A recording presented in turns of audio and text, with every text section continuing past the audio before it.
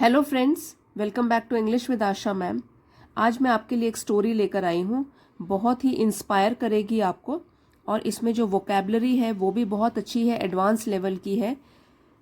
एक एक वर्ड का मैं आपको मीनिंग बताऊंगी और जो भी यहाँ डिफ़िकल्ट वर्ड्स हैं उनके तो मैंने मीनिंग यहाँ साथ साथ लिखे हैं ताकि आपको रीडिंग करते करते ईजिली समझ में भी आ जाए। टॉपिक बहुत अच्छा है, dignity of labour. Dignity means शान, गरिमा या सम्मान, और लेबर का मतलब होता है परिश्रम, मेहनत। तो हम इस टाइटल का मतलब बोल सकते हैं परिश्रम की शान या मेहनत की गरिमा। तो किसकी मेहनत और क्या है वो तो हम स्टोरी में पढ़ेंगे। Once there lived a humble tailor named Raj. Once एक बार, लिव्ड रहता था। देयर यहाँ पे डमी सब्जेक्ट है, इसका यहाँ पे कोई मीनिंग नहीं है, ये गैप फिल करने के लिए है। तो वंस एक बार, लिव्ड रहता था। हम्बल मीन्स नेक या विनम्र, साधारण। टेलर दर्जी, कपड़े सिलता है जो। नेम्ड नाम का, राज। एक बार राज नाम का एक विनम्र नेक दर्जी रहता था। Despite facing ridicule. Despite means के बावजूद, फेसिंग सामना करना, और रिडिक्यूल मीन्स मजाक, किसी का मजाक उड़ाना। For his modest profession. Modest means मामूली, क्योंकि वो केवल एक दर्जी है, साधारण सा दर्जी है, तो मामूली। प्रोफेशन पेशा। Despite facing ridicule for his modest profession. अपने मामूली पेशे के लिए उसका मजाक उड़ाते थे लोग, इसके बावजूद भी। Raj wore his dignity like a cloak. Wore ये है वियर का पास्ट टेंस, वियर पहनना, वोर पहना। राज ने पहना अब हिज डिग्निटी मीन्स अपनी गरिमा, लाइक अ क्लोक, और क्लोक का मतलब होता है एक लंबा सा गाउन जिसको हम बाहर से ओढ़ते हैं, लबादा भी बोलते हैं इसको। तो राज ने फिर भी, चाहे लोग उसका मजाक उड़ाते थे, इसके बावजूद भी, डेस्पाइट इसके बावजूद भी उसने पहना अपनी गरिमा को एक लबादे की तरह। तो इस लाइन का मतलब ये हुआ कि चाहे लोग उसका मजाक उड़ाते थे फिर भी उसको कोई फर्क नहीं पड़ा, उसने सम्मान से काम करना जारी रखा और अपनी गरिमा को एक लबादे की तरह ओढ़ के वो अपना काम करता रहा। Never allowing the disparaging remarks to dim his spirit. Never allowing means अनुमति देना, never कभी नहीं। disparaging का मतलब होता है अपमानजनक, जिससे कोई इंसल्ट हो किसी की। remarks टिप्पणी देना, अपनी राय देना। dim धीमा करना, और स्पिरिट जोश या उसकी भावना। तो चाहे ये सब होता रहता था, उसका मजाक लोग उड़ाते थे, फिर भी उसने कभी अनुमति नहीं दी कि इस तरीके की टिप्पणियां जो हैं, और वो भी अपमानजनक राय लोग दे रहे हैं उसके प्रोफेशन के बारे में, उसके पेशे के बारे में, फिर भी उसने कभी भी इन टिप्पणियों को, इन रायों को, इन ओपिनियंस को अपने जोश के ऊपर हावी नहीं होने दिया, अपने जोश को धीमा नहीं पड़ने दिया। अब एक बार, क्योंकि इसमें बहुत अच्छी वोकैबलरी है, इसको फिर से पढ़ लेते हैं। Despite facing ridicule for his modest profession, Raj wore his dignity like a cloak, never allowing the disparaging remarks to dim his spirit. तो यहाँ पे रिडिक्यूल हम अपमान भी बोल सकते हैं, मजाक। तो अपमान फेस करने के बावजूद भी अपने मामूली पेशे के लिए राज ने फिर भी अपनी गरिमा को एक लबादे की तरह ओढ़ के रखा, और उसने कभी भी इन राय को, अपनी जो जोश की भावना थी उसको धीमा नहीं होने दिया। चाहे लोग अपमानजनक टिप्पणियां करते थे उसके प्रोफेशन को लेकर, लेकिन फिर भी उसने अपनी स्पिरिट, अपनी भावना को धीमा नहीं पड़ने दिया, उतना ही जोश रखा, क्योंकि वो अपना काम पूरी लगन और मेहनत के साथ करता था। एवरी स्टिच ही सूड। तो देखिए, एवरी स्टिच, हर एक, स्टिच मतलब टाँका, चाहे वो हाथ से सिलाई कर रहा हो या वो मशीन से सिलाई कर रहा हो, तो हर एक स्टिच जो था उसका टाँका, ही सूड जो वो सिलता था, was infused with pride and dedication.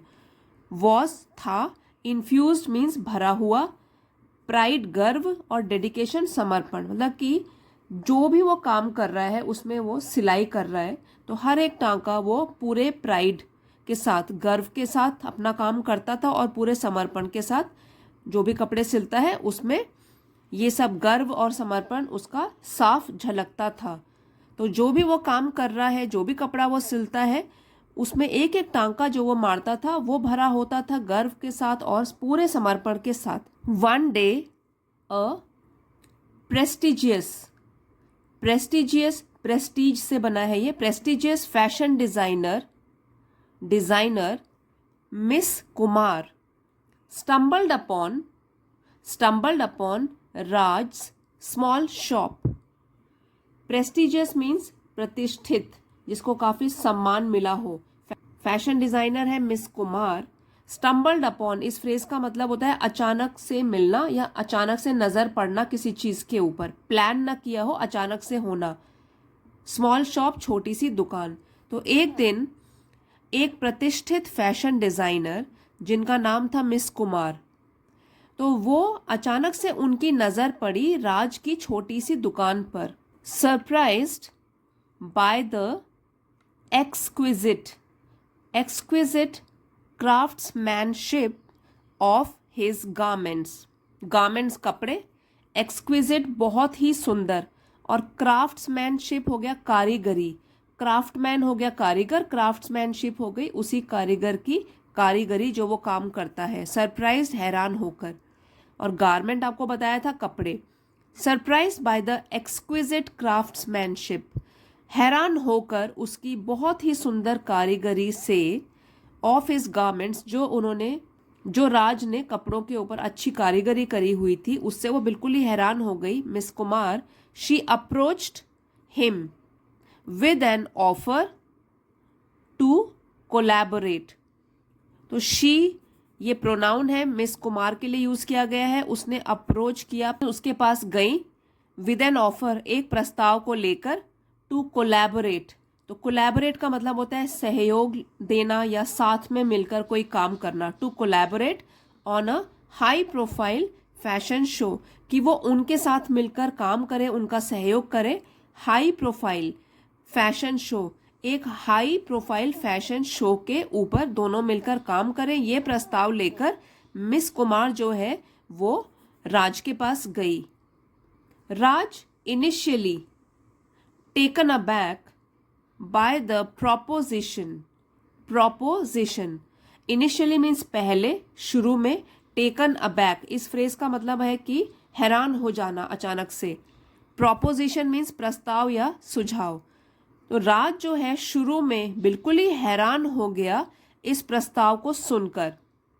Hesitated, तो वो थोड़ा झिझका, अचानक से झिझका। इतनी बड़ी फैशन डिजाइनर उसकी दुकान में आई है और सीधे प्रस्ताव रख रही है कि वो साथ में मिलकर, उनके साथ में मिलकर काम करे, तो क्या हुआ, उसको झिझक हुई।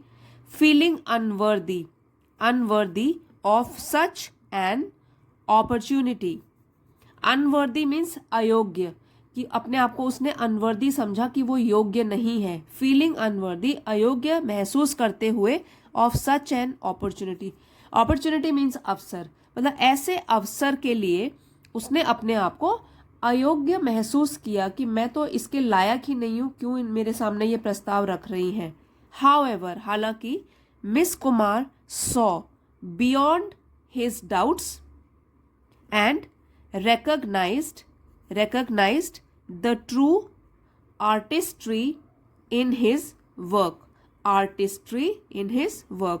तो मिस कुमार जो है वो तो बहुत एक्सपीरियंस्ड है, हाई लेवल फैशन शो करवाती रहती हैं और एक बहुत ही एस्टैब्लिश्ड, एक प्रतिष्ठित फैशन डिजाइनर है। तो उन्होंने क्या किया, सॉ, सी का पास्ट टेंस हो गया, सॉ उन्होंने देखा, बियॉन्ड परे, हिज डाउट्स उसकी शंका से परे देखा, एंड रिकॉग्नाइज्ड और पहचाना, द ट्रू आर्टिस्ट्री जो सही सच्ची कला है उसके काम को लेकर, तो वो उन्होंने पहचाना, उसकी शंका को दूर करने की पूरी कोशिश करी। एज दे वर्कड टुगेदर, तो जैसे ही दे, मिस कुमार और राज के लिए यूज किया गया है प्रोनाउन, जैसे ही दोनों ने मिलकर, वर्कड मीन्स काम किया, टुगेदर एक साथ, जैसे ही दोनों ने मिलकर इकट्ठे काम करना शुरू किया, Raj passion and skill shone brightly. तो राज का जो पैशन था, जुनून था अपने काम को लेकर, एंड स्किल और जो उसका कौशल था, शोन ब्राइटली। शोन जो है शाइन का पास्ट टेंस है, शाइन चमकना, शोन चमका। तो ये दोनों चीजें, उसका जुनून था, उसका कौशल था, वो बहुत ही तेज रूप से चमका। यहाँ कहने का मतलब है कि उसकी जो ये सारे कौशल थे वो उभर के बाहर आए जब उसको और ज्यादा गाइडेंस मिली। तो जो भी उसमें कौशल था, हुनर था, वो और भी उभर के सामने आया। Earning him respect and admiration from the fashion world. Earning him respect, respect सम्मान, एडमिरेशन प्रशंसा, फैशन वर्ल्ड। तो फैशन की इस दुनिया में उसको और सम्मान मिला और उसकी प्रशंसा भी बहुत हुई, क्योंकि जो उसका काम था वो बहुत अच्छा करता था, पूरी लगन के साथ करता था, मेहनत से, और उसको काफ़ी नॉलेज भी थी अपने पेशे से लेकर। तो इसलिए वो उसको बहुत सम्मान मिला, प्रशंसा भी मिली। His intricate designs became the talk of the town. Intricate means बारीकी से किए गए, डिजाइन, बिकेम बन गए, बिकम का पास्ट टेंस हो गया, बिकेम बन गए, the talk of the town. इस फ्रेज का मतलब होता है कि चर्चा का विषय, टॉक ऑफ द टाउन, चर्चा का विषय। तो उसकी जो बारीकी से बनाए गए डिजाइन्स थे वो चर्चा का विषय बन गए। Captivating the hearts of many. Captivating means मोह लेना, और हार्ट्स दिल, मैनी कईयों का, और उसने, उसके काम ने बहुत लोगों के दिलों को जीत लिया, बहुत लोगों के दिलों को मोह लिया। Through his dedication to his craft, dedication means समर्पण, क्राफ्ट हो गया यहाँ पे कला। तो अपने कला के प्रति, अपने काम के प्रति जो उसका समर्पण था, उसके द्वारा, थ्रू उसके द्वारा, Raj showcased the true essence of the dignity of labour. तो राज ने शोकेस किया या दिखाया, ट्रू सच्चा, एसेंस सार, डिग्निटी ऑफ लेबर, कि जो परिश्रम होता है उसकी क्या शान होती है, ये उसने करके दिखाया, लोगों के सामने लाया। Through his dedication to his craft, Raj showcased the true essence of the dignity of labour. अपने काम के द्वारा और काम के प्रति समर्पण के द्वारा राज ने सब लोगों को ये दिखाया कि परिश्रम की क्या गरिमा होती है, और इसका सच्चा सार जो था वो लोगों के सामने वो लेकर आया। That regardless of one's background और प्रोफेशन, रिगार्डलेस मीन्स परवाह किए बिना, बैकग्राउंड पृष्ठभूमि कि कौन कहाँ से आया है, अच्छे परिवार से आया है, गरीब परिवार से आया, या प्रोफेशन पेशा कैसा जॉब करता है वो, तो इसकी परवाह किए बिना। Hard work and talent know, hard work परिश्रम, टैलेंट प्रतिभा। तो ये जो है सेंटेंस, इसका मतलब ये हुआ कि अपने काम के प्रति समर्पण के द्वारा उसने करके दिखाया कि परिश्रम की अपनी ही गरिमा होती है, और कौन सी पृष्ठभूमि से कोई आया है, अमीर गरीब, या वो कौन से पेशे में है, चाहे वो नॉर्मल जॉब करता है, चाहे सफाई कर्मचारी है, या हो सकता है कि वो बड़े ओहदे पर हो, इससे कोई फर्क नहीं पड़ता। अगर कोई अपना काम पूरी मेहनत लगन से करता है तो क्या होता है, हार्डवर्क एंड टैलेंट। जो भी हार्डवर्किंग होता है, मेहनती होता है, और प्रतिभा होती है उसमें, नो बाउंड्स। तो बाउंड्स मतलब सीमा, तो उसकी कोई भी सीमा नहीं होती। अगर कोई हार्डवर्किंग है, मेहनती है, और उसमें प्रतिभा है, तो कितनी ऊंचाई तक वो जाएगा, उसकी कोई सीमा नहीं होती। On the night of the fashion show, तो जब फैशन शो की रात आई, on the night, fashion show के रात के समय, the models paraded down the runway, adorned in Raj creations. तो मॉडल्स जो थे उन्होंने परेड करना शुरू किया, चलना शुरू किया, रनवे मतलब स्टेज के ऊपर। अडॉर्न्ड मीन्स पहनकर या सज कर, उन्होंने पहने हुए थे, राज की क्रिएशन, उसने अपनी कारीगरी दिखाई थी मिस कुमार के साथ मिलकर। तो जब मॉडल्स ने चलना शुरू किया स्टेज के ऊपर राज की क्रिएशन पहनकर और उसके कपड़ों से सजकर। The audience applauded madly. Audience जो दर्शकगण थे, अपलॉडेड मीन ताली बजाना, मैडली पूरे पागल होकर। तो जो ऑडियंस थी, दर्शकगण, उन्होंने ताली बजाना, बुरी तरीके से ताली बजाना शुरू किया। राज स्टूड टॉल। स्टूड स्टैंड का पास्ट टेंस हो गया, टॉल मीन्स ऊंचा। राज स्टूड टॉल, तो स्टूड टॉल का मतलब है यहाँ पे गर्व से खड़ा। तो राज जो है वो गर्व से खड़ा हो गया। हिज हेड हेल्ड हाई, उसका सिर जो था वो बिल्कुल ऊंचा हो गया गर्व के साथ। फाइनली रियलाइजिंग, रियलाइजिंग मीन्स एहसास। Significance of his labour, significance means महत्व। फाइनली आखिरकार उसने समझा, उसको एहसास हुआ, सिग्निफिकेंस महत्व अपने परिश्रम का। इन दैट मोमेंट, तो उस क्षण, उस पल, ही अंडरस्टूड, उसको समझ आया, that dignity does not stem from external validation. Dignity जो भी सम्मान है, डज नॉट स्टेम फ्रॉम, वो पैदा नहीं होती है एक्सटर्नल वैलिडेशन, बाहरी मान्यताओं के साथ, कि बाहर के लोग हमारे बारे में क्या सोचते हैं, इससे जो है सम्मान नहीं मिलता। या तो सोसाइटल स्टेटस, या फिर समाज में जो स्थिति है किसी की, चाहे कोई छोटी जॉब कर रहा है या बड़ी जॉब कर रहा है, समाज में जो स्थिति है उससे भी ये पैदा नहीं होता जो सम्मान होता है। लेकिन but from the unwavering commitment to one's work, लेकिन जो सम्मान है वो किस चीज से पैदा होता है? अनवेवरिंग, अटूट, जिसको कि डगमगा नहीं सकते, जो तोड़ा नहीं जा सकता। अनवेवरिंग, अटूट, कमिटमेंट, प्रतिबद्धता, जो अपने काम के प्रति कमिटेड रहता है, उससे सम्मान मिलता है। टू वंस वर्क, अपने काम के प्रति। And the profound impact, profound, गहरा, इम्पैक्ट, असर, it can have on the world, जो कि पूरी दुनिया पर उसका असर हो सकता है। तो इस पूरी लाइन का ये मतलब हुआ कि उस पल में उसको समझ में आया कि जो लोग सम्मान देते हैं तो वो इसके लिए नहीं देते, या इससे वो पैदा नहीं होती कि आपको समाज में क्या मान्यता मिली है या फिर बाहर के लोग आपके बारे में क्या समझते हैं।